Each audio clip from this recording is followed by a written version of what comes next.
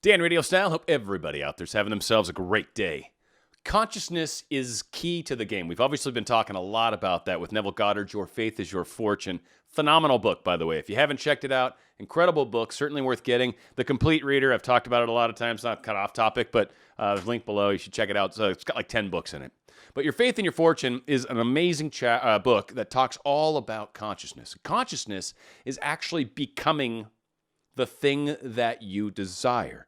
That's a confusing term for a lot of people, and I get that. And so there's certainly some other videos that will help. But the idea is, if there's love that you want in your life, you become more loving. You act more loving to others. You see strangers and you're loving to them. You become love. And in so doing, you attract love. It's very powerful how it works. It's fantastic, in fact. But it's really all you need to do. Now, a lot of us try to figure out, all right, what if I'm trying to be more wealthy? Well, you imagine what it feels like to have what you desire. Nicer house, nicer car, like that level of pride, that level when you walk into stores, you don't look at price tags. You just buy what you're there for. So that consciousness is what actually does the creation from the most part. And it's when we can maintain that energy, that level of holding the world or holding our view of the world, we create it.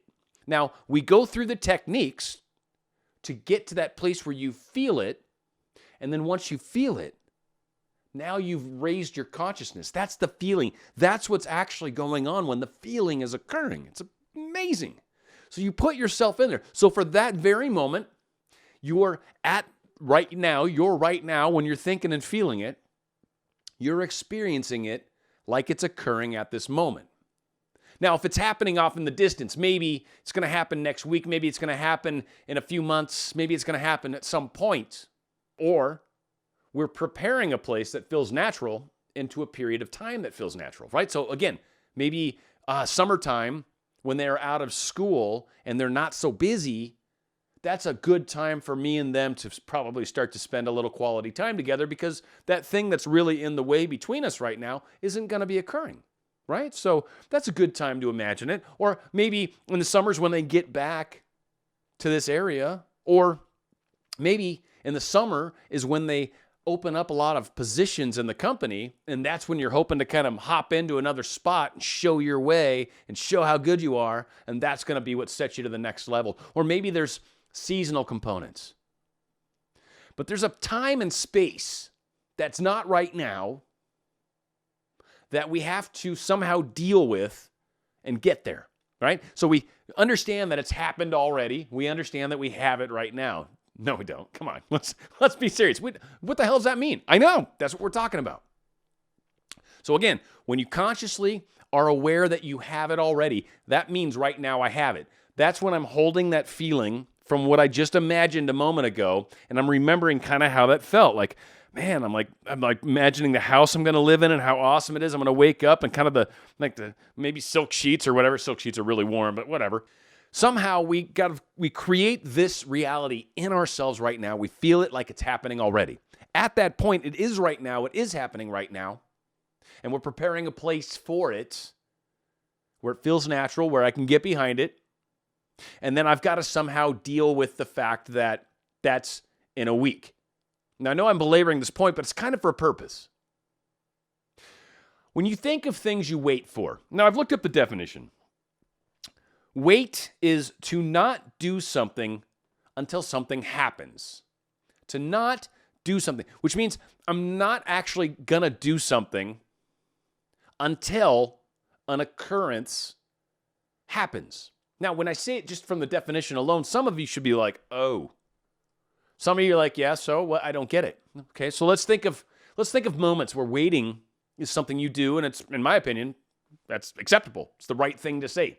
I don't know how you would use law of attraction and necessarily make it better. I mean, you could shorten the wait time, maybe, right? That might actually be a specific thing you would manifest. But I don't know, say you got to renew your driver's license, and you got to do it in person this time, so you got to take another picture, maybe you got to take a vision test, maybe you got to whatever.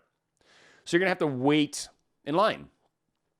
What if you take the bus or you're in New York and you take a cab or whatever and you need a ride, so you throw up your hand and now you're waiting for a cab, or maybe you've dialed in Uber and Uber's coming Now you're waiting for Uber, right? It says it's going to be 7 minutes, sure, whatever, but I'm waiting for him. Like, I can't do what I need to do until Uber is here. Literally need Uber, right? Or I literally need a taxi, or I literally need my driver's license renewed. It's a need thing. Like, I have to have this in order to move forward in life. So waiting makes perfect sense in those types of environments. But what if hypothetically, what if you've got a vacation? What if you're taking a cruise next month? What if you're going to Disneyland next month? What if you're taking a special trip someplace next month? What if your person is going to be hanging out with you next month? Are you waiting? Are you waiting for next month? No, not really, right? You're not really waiting. You still go about your days. You still have to. You know that it's happening. You know that in 1 month's time, you're going to get this moment that you're excited about, that you've essentially manifested now, off into an appropriate time in the future, next month, where I get to go to Disneyland because I already bought the tickets, already put money aside, whatever. Already made the reservations, so when he's in town, I'm going to meet him up by the airport. Place is close to it. Bam. Right? It's like this place called Benihana's. It's right up by the airport. That'd work for me. I love that place, too. It's like that Japanese teppan cooking. Oh, so good. Anyway, me and food. But the waiting concept isn't something you do when you know it's going to happen. Waiting is something that you do because I don't have it, and I have to in order to move forward. And essentially what that is kind of almost a separation to a degree. Now, to a lot of degrees, it's easy to deal with from the standpoint of I'm waiting for an Uber, or, I can stay inside a hair longer and not really wait as long and then go out right before they show up because I've got the little timer. Or I can make an appointment with the DMV, right? And that probably limits my wait time. But still, ultimately, I got to get down there. And I got to walk up, and there's probably some small line at the first place where they say, oh, you got an appointment? Yeah, you go over there, right? Or I'm getting my groceries, and I'm waiting in line. Well, I could try to get there at different times of day where I know the line's not as right, but there's times in life where you got to wait to be able to get from this thing I don't have right now to this place where I do have it. But when it comes to our manifestations, when we look at it like that, when we look at the fact that we don't have it right now, and so I'm waiting for it to show itself, you're consciously being in lack. You're consciously not having it. You're consciously keeping it away. Again, I know I'm going to Disneyland next month. Do I wait for next month? Do I do nothing? Some of you are like, well, okay, what do you do? Well, in my opinion, right? If I know something's going to happen, if I know I'm going to go to Disneyland next month, well, I'm going to keep busy. I've got other irons in the fire, so certainly other things I'm excited about, like maybe before next month, I might actually go out to dinner one night. That's kind of fun. Looking forward to that. Or maybe I might, I don't know, go down to this place called the Spectrum in Irvine. That's really fun. Just went there this weekend. It was, it's a good time. They got a big Ferris wheel. Oh, that's so exciting. Anyway. Right? Go down there and have a good old time. But I might do things to keep myself busy. I have other things in my life. I have a job that I do, right? And I make videos and interact with people online and, emails and all sorts of stuff.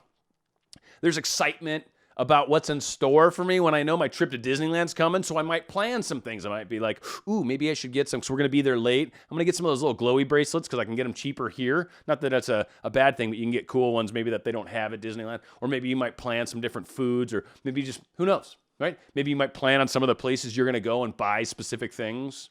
Or when you're in your specific vacation location, the things that you might pick up while you're there and shopping, you'll start thinking about it. You start planning out, which again is more manifestation. Maybe a curiosity on how this actually comes in fruition. Maybe you're manifesting something and you're kind of doing it more from a question mark standpoint, right? Like you're like, okay, I'm preparing a place. I'm preparing it in a way that's natural and feels natural and is in a natural time, right? I'm very natural about it right now. Yes, thank you, Goddard, for helping me understand that. And then now it's kind of like, all right, I'm kind of curious to see how this manifestation starts to unfold. So I take each day with an interesting curiosity, knowing full well that next month I'm going to be having this. But like, how does it start to unfold? Because just because I'm going on a date with this person next month Odds are I'm going to bump into them at some point, or just because I'm going to get this job and start next month, I'm probably going to have some interviews coming up soon. Maybe I should get some clothes. Maybe I should prepare for that, right? That's being in the moment. That's realizing I have it. That's the consciousness of this is happening and I'm moving forward.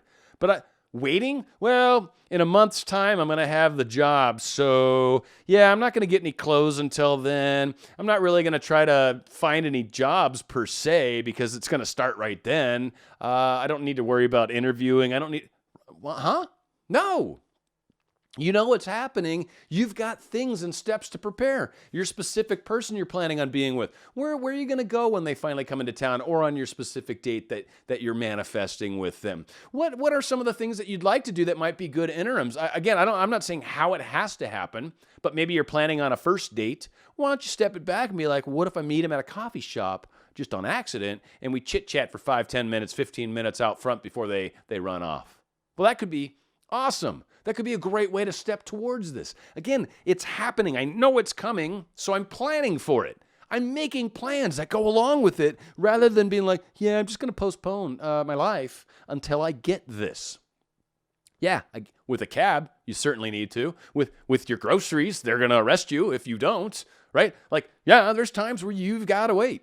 And there's times where you're not waiting. You're actually preparing. You're actually getting ready for it. It's actually happening. I don't know how you want to look at it, but I know waiting is definitely a way you don't want to look at it. So the reason I call it the waiting game, and one of the things that I think was kind of funny, and it sort of worked as a visual for me, and it was an old movie from the 80s called The War Games. What was really funny is they had this computer that was like super smart. Like it was like Whopper. I think it was a WOPR. I don't know what Joshua is what they named him. Crazy computer, super smart. And it kept interacting with this kid. And so he was playing these nuclear strike simulations, right? And you know, he was freaking out and the government was finding out about it. It was really bad. Now, ultimately, the computer goes crazy. And they get it to play itself, which was the key, right? So they get it to play itself. They say there's 0 players, and it starts playing tic-tac-toe. Eventually, it does a whole bunch of tic-tac-toe games. Now, for any of you that don't know, tic-tac-toe technically is impossible to win. It really is, because no matter what moves are made, you can always counter-move it in a way that should pretty much guarantee that you don't lose. Like, it's really easy to do. So it does that. Then it switches over to nuclear strike, and it does all these different scenarios. It does them really, really, really fast. And ultimately, at the very end, the quote that is so awesome is the only winning move is not to play. So the waiting game, the only winning move in the waiting game is not to play. You're not waiting. It's happening. If you want to experience it right now again, go in your mind, feel it, get your consciousness back to that place. If it's dipped back down, if you took off your new shoes and put on the old ones again, put the new shoes back on, get your consciousness back up there again with the techniques, and keep it there. You're not waiting. It's happening. Get ready. Prepare. What other things can you do? I'm sure there's things that you can do towards your manifestation that will help you. Even if you're trying to manifest wealth and income, get online and start thinking of some of the places you'd like to live, the city you'd like to be in, maybe where, whatever the thing is that you're going to be doing exists, or your family. Maybe start looking for some of the houses. Have some fun. Start imagining which houses in that area you want to live in. Spend some time doing some work towards this thing when you finally got your $1 million lotto winning. All right, what are you going to do with your $1 million? Or really, it should be $100 million. Let's make it a real number. $100 million. What's $1 million nowadays, right? You can barely even buy a house in California. Can't even rent for $1 million a year. I'm kidding. That's not even true. Not even remotely true. But do preparations. Do things to get ready. Move in the direction. You've got this coming. It is happening. You're going to Disneyland next week, folks. Don't worry about it. That's taken care of. What do you got to do to get there? What do you got to do to prepare for it? Because you're certainly not waiting. Dan Radio Style.